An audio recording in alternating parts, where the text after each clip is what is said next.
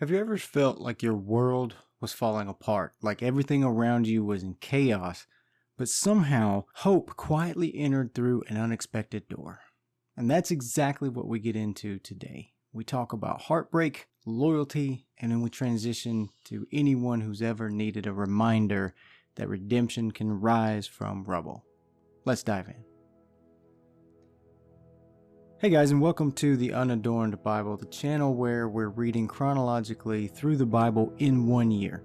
Today is day 97 of our journey, and we're finishing up the book of Judges 20 and 21, and then we dive into Ruth, and there's a drastic shift in the scenes in these texts. So we go from chaos and war at the end of Judges to a love and a quiet redemption in the book of Ruth.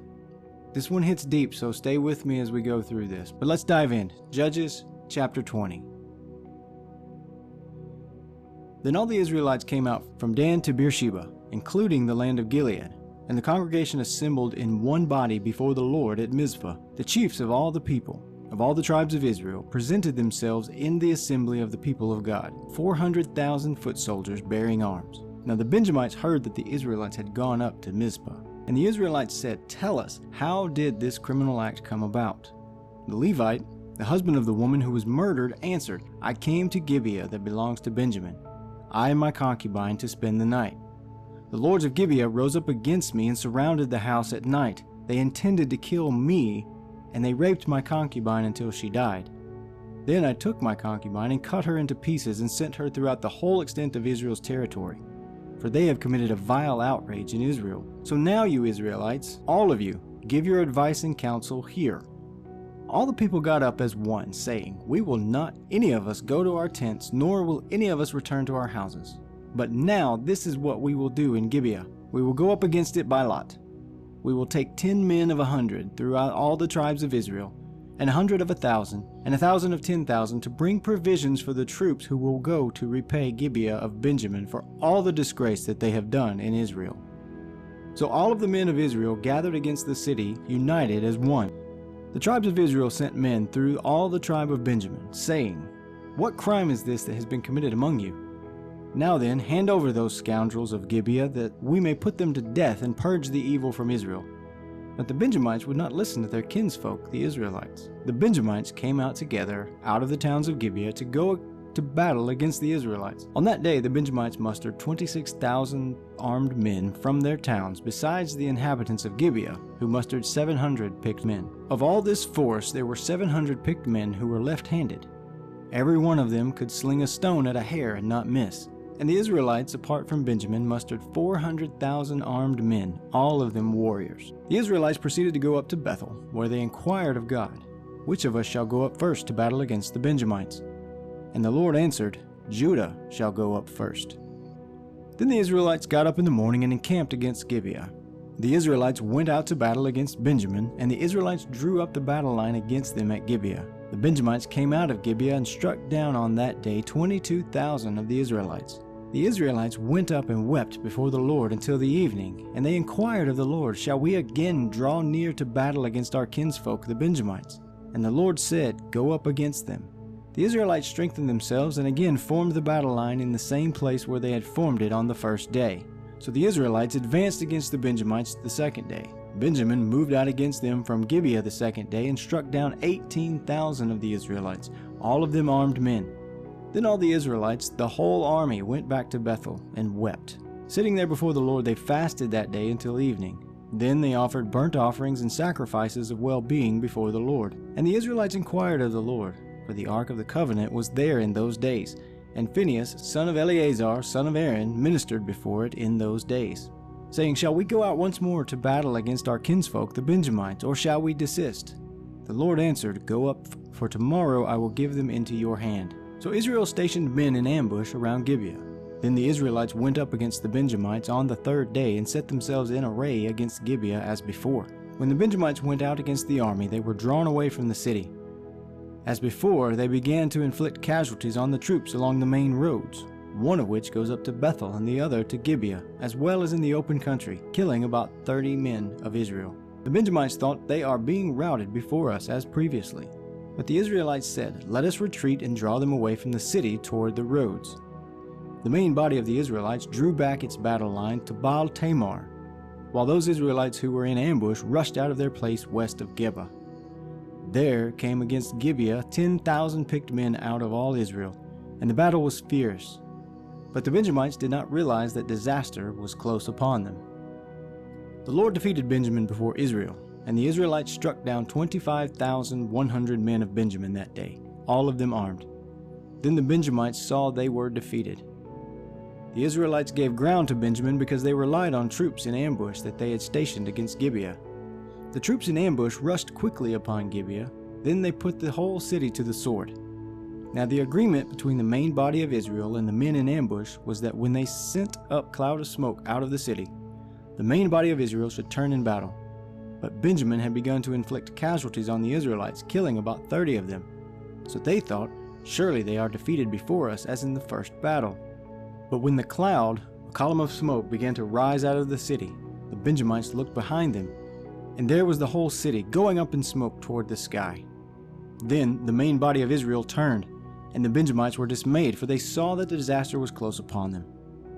Therefore they turned away from the Israelites in the direction of the wilderness, but the battle overtook them, and those who came out of the city were striking them down in between. Surrounding the Benjamites, they pursued them from Nohah and trod them down as far as a place east of Gibeah. 18,000 Benjamites fell, all of them courageous fighters.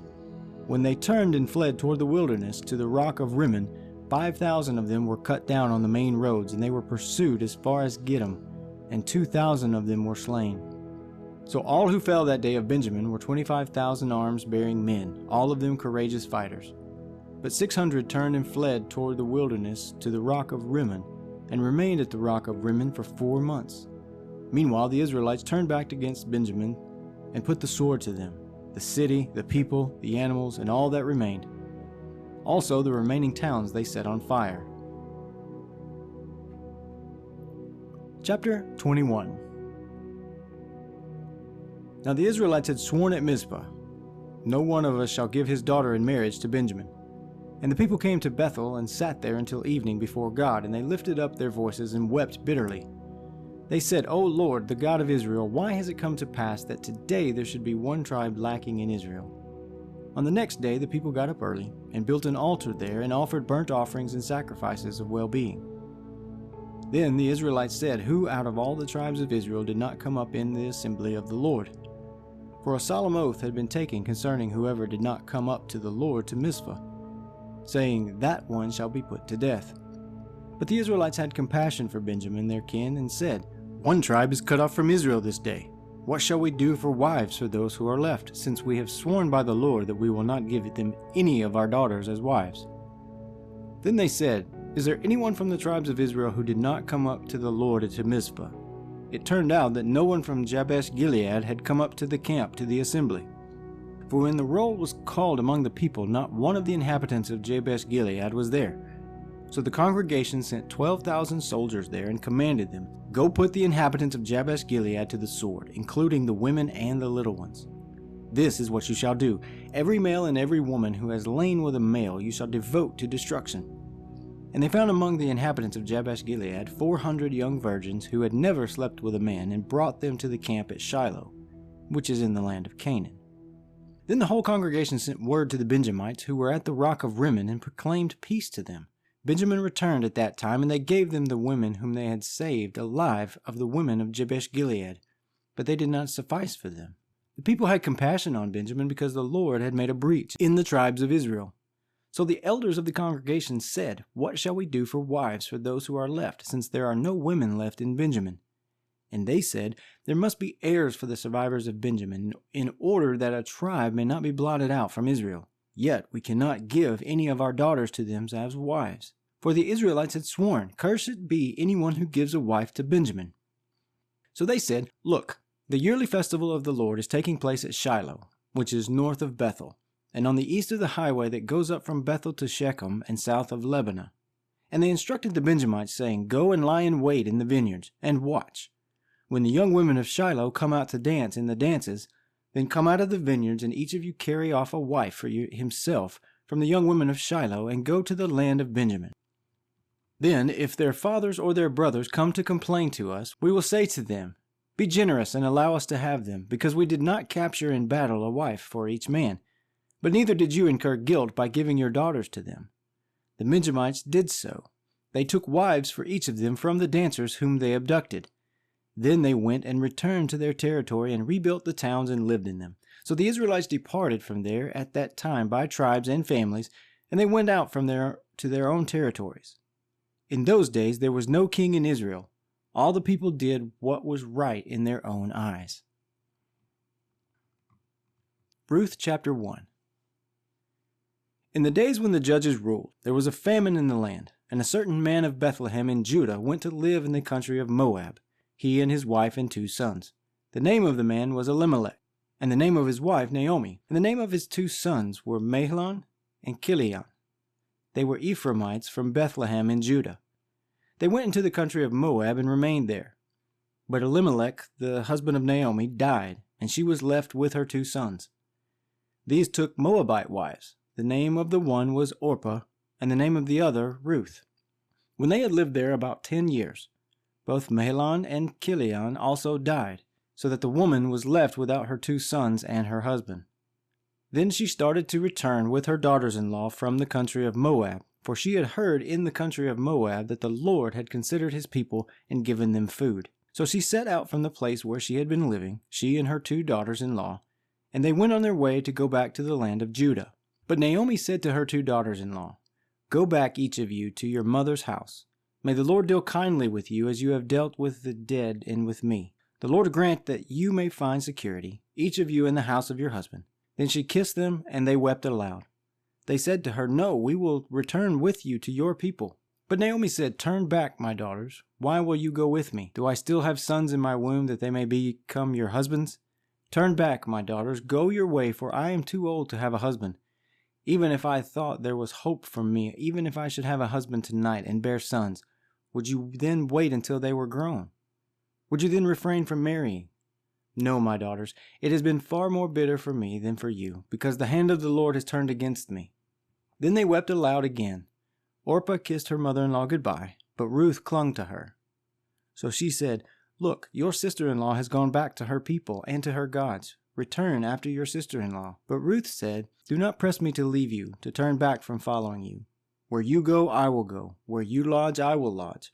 Your people shall be my people, and your God my God. Where you die, I will die, and there I will be buried. May the Lord do to us, and more as well, if even death parts me from you." When Naomi saw that she was determined to go with her, she said no more to her. So the 2 of them went on until they came to Bethlehem. When they came to Bethlehem, the whole town was stirred because of them, and the women said, "Is this Naomi?" She said to them, "Call me no longer Naomi, call me Mara, for the Almighty has dealt bitterly with me. I went away full, but the Lord has brought me back empty. Why call me Naomi when the Lord has dealt harshly with me, and the Almighty has brought calamity upon me?" So Naomi returned together with Ruth the Moabite, her daughter-in-law, who came back with her from the country of Moab. They came to Bethlehem at the beginning of the barley harvest. Today we saw Israel nearly fall apart, but God was planting seeds of redemption, and we see that in the unlikely person of Ruth. Her story is just getting started, and it is amazing.